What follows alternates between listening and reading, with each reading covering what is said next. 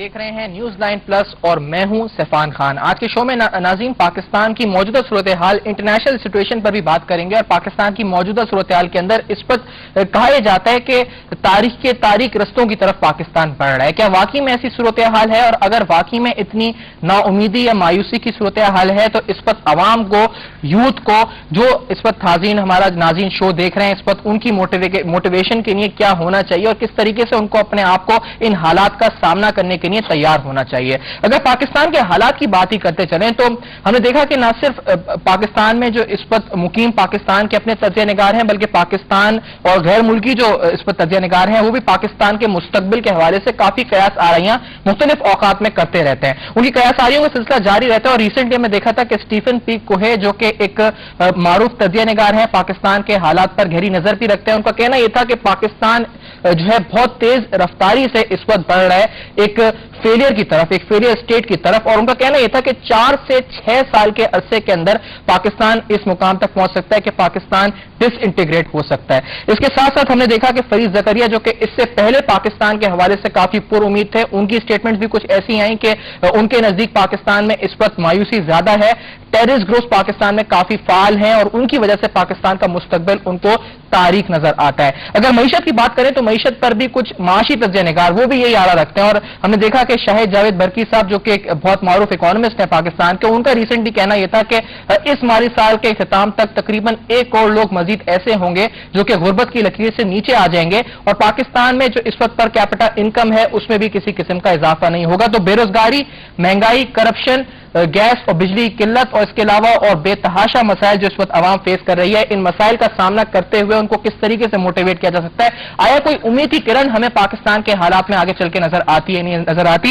इससे बात करेंगे, इस अहम इशू बात करने के लिए 3 मोहतरम गेस्ट हमारे साथ शो में मौजूद। जनाब शाह अस्तो साहब जो कि एक सीनियर पॉलिटिकल एनालिस्ट हैं। शाह साहब बहुत बहुत शुक्रिया आपने हमें शो में ज्वाइन किया।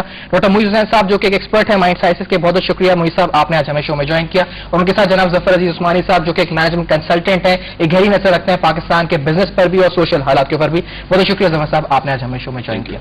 शाह साहब आपसे स्टार्ट करूंगा। समय पहले जो मैंने स्टेटमेंट्स बताई इस वक्त ऐसे तज्ज़िया निगार की जो कि पहले उम्मीद रखते थे पाकिस्तान के हालात को लेकर, लेकिन इस वक्त वो भी नाउमीद हो चुके हैं। कुछ दिन पहले इसी शो में आपके साथ हमने शो किया और जफर हिलाली साहब आपके साथ मौजूद थे और वो भी काफी नाउमीद थे पाकिस्तान के मुस्तकबिल को लेकर, उनके नजदीक तो हाल ही कोई नहीं था इस वक्त। तो आप इस वक्त किस हद तक पुर उम्मीद हैं या आप भी समझते हैं कि हम तारीख रस्तों की तरफ बढ़ रहे हैं? देखिए जी, मैं लास्ट टाइम भी मैं ऑप्टिमिस्ट था, अब भी मैं ऑप्टिमिस्ट हूं क्योंकि pessimism is no option. Problem यह है कि देखिए, जब ये वेस्टर्न एनालिस्ट बोलते हैं पाकिस्तान के बारे में कि फेल्ड स्टेट है या फेलिंग स्टेट है, तो उनके पास जो यार्ड स्टिक होती है वो एक फंक्शनल स्टेट के हवाले से जो इदारे आपको चाहिए जिसके बगैर स्टेट नहीं चलती, because modern states are very sophisticated vehicles. उनको चलाने के लिए आपको बुनियादी इदारों को बनाना पड़ता है। ज़ाहिर है उन इदारों के लिए आपको लीडरशिप चाहिए, मैनेजरल स्किल्स चाहिए, एक प्रॉपर आपको पूरा रोड मैप चाहिए।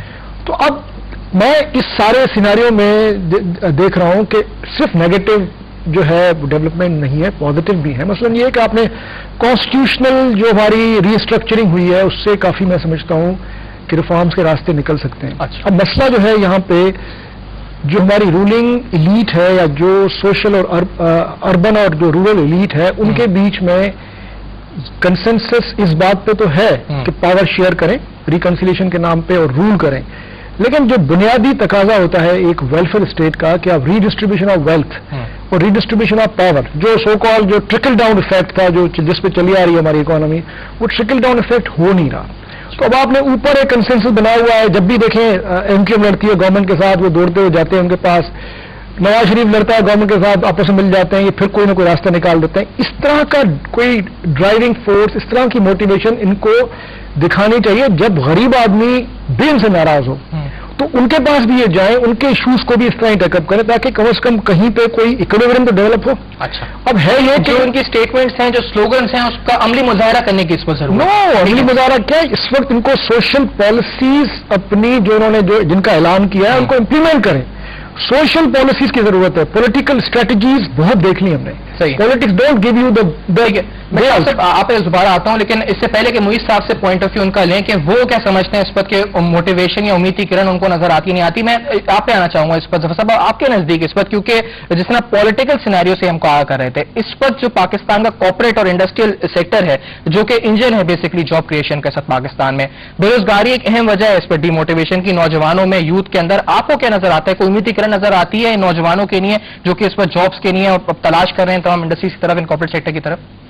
دیکھیے دو چیزیں ذہن میں رکھیں. ایک تو one has to be intelligent. جب آپ امید کی بات کرتے ہیں، کرن کی بات کرتے ہیں، امید کی کرن کی، تو جب تک one has to be intelligent enough to read the writing on the wall. You can't totally alienate yourself کہ جی سب ٹھیک ہے ہو جائے گا. دوسری بات یہ ہے کہ ایز اے مسلمان، ایز اے مسلم، ہمارا کنوکشن ہے کہ مایوسی جو ہے وہ ہم کہتے ہیں کفر ہے. صحیح. ٹھیک ہے. تو we have been taught, it is in our blood, it has been ingrained کہ ہم کو مایوس نہیں ہونا ہے. لیکن at the same time you have to be intelligent to see what's written on the wall. اب باہر کے اینالسٹ کی بات آپ نے کی، ایک طرف کر دوں. جب آپ کا اپنا اسٹیٹ بینک کا گورنر آپ کے سامنے کھول کھول کے بیان کر رہا ہے کہ دیکھو یہ ہے فگرز، یہ ہے ریالٹی، تو اس سے آنکھ چرا کر کے ایک سینس آف آپٹیمزم کریٹ کرنا will be unwise. Having said that ہم کو اس پہ یہ حکم ہے کہ آپ کوشش اپنی کریں، جاری رکھیں. اور وہ کوشش جیسا آپ نے فرمایا ابھی کہ سوشل کچھ ویزبلی سوشل ریفارم سامنے آنی چاہیے. ایک accountability, take into account the ground reality کہ جتنا اس وقت انفلیشن، جتنی اس وقت unemployment, all those factors I am not going to repeat, frustration cause کر رہے ہیں لوگوں کے لیے. They have to be address and they have to be address immediately. صحیح. اس امید پہ آپ نہ بیٹھیں کہ I was listening to some political analyst جو ایجپشن اس وقت پیس چلی ہے جو نارتھ افریقہ سے، and it is expected to spread, اس پہ بہت ڈسٹنکشن کر رہے لوگ. پاکستان تھا بڑی کمفرٹ کی بات ہے ہمارے لیے.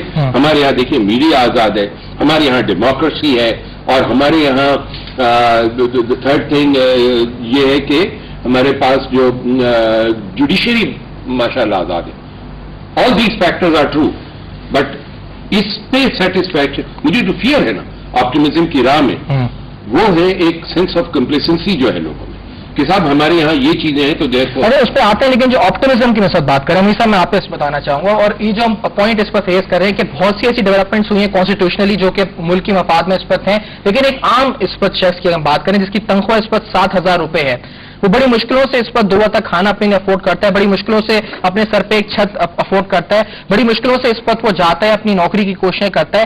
اس ایسے شخص کے لیے اس وقت ہم کس طرح سے اس کی فرسٹریشن میں کمی کر سکتے ہیں؟